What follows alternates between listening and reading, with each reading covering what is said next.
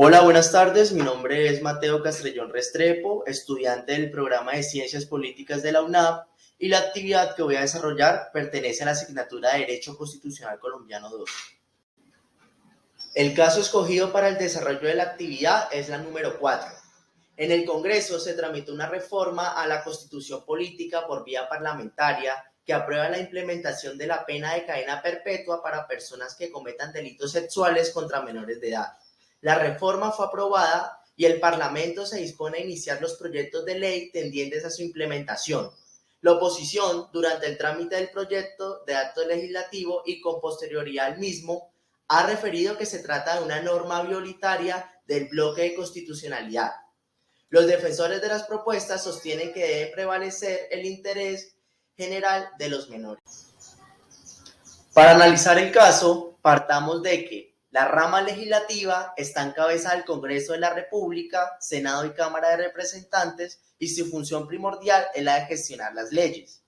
El Congreso de Colombia tiene funciones como constituyentes, pues tiene la facultad de reformar la Constitución por medio de actos legislativos. Para proceder a la reforma por parte del Congreso, el proyecto deberá ser presentado por 10 miembros del Congreso.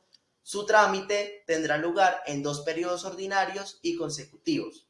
Aprobado en el primero de ellos por la mayoría de los asistentes, el proyecto será publicado por el gobierno. En el segundo periodo, la aprobación requerirá el voto de la mayoría de los miembros de cada Cámara. En este segundo periodo solo podrá debatirse iniciativas presentadas en el primero, así lo establece el artículo 375. Este proyecto de ley reformaría el artículo 34 de la Constitución Política para los homicidas que atenten contra la honra de los menores de 18 años, que sería una ley que busca proteger la vida y dignidad de los niños, niñas y adolescentes de nuestro país. Sin embargo, los opositores durante el trámite del proyecto del acto legislativo argumentan o defienden su inconstitucionalidad en razón a que viola el principio de la dignidad humana, que es un elemento fundante de la Constitución de 1991. No se puede condenar a nadie cuando existe la resocialización como forma de garantizar la dignidad humana de los privados de la libertad, y es deber del Estado garantizar los medios para lograr que los reclusos se reintegren a la sociedad, lo cual, en su criterio, no es viable con la pena. Varias instituciones se han pronunciado respecto al tema. Veamos algunas.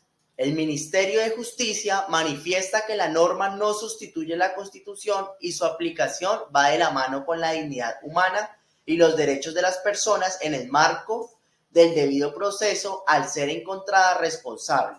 Y sumada a la revisión de su condena a los 25 años, podrá recuperar su libertad siempre y cuando se resocialice y abandone su voluntad de cometer esta clase de delitos. La Procuraduría manifiesta que esta clase de conductas es reprochable y hay que proteger las víctimas, así como la posibilidad de la revisión de la condena de los 25 años tras una resocialización del condenado. El IMPEC manifiesta que las detenciones por un largo periodo generan pérdida de autoestima, ansiedad, depresión, despersonalización, riesgo de la dependencia a las drogas, entre otros, y señaló que hay 1.055 detenidos residentes en delitos sexuales contra menores. El ICBF manifiesta que esta sanción se justifica para preservar el interés superior de los menores y dice que esta pena no anula la resocialización porque los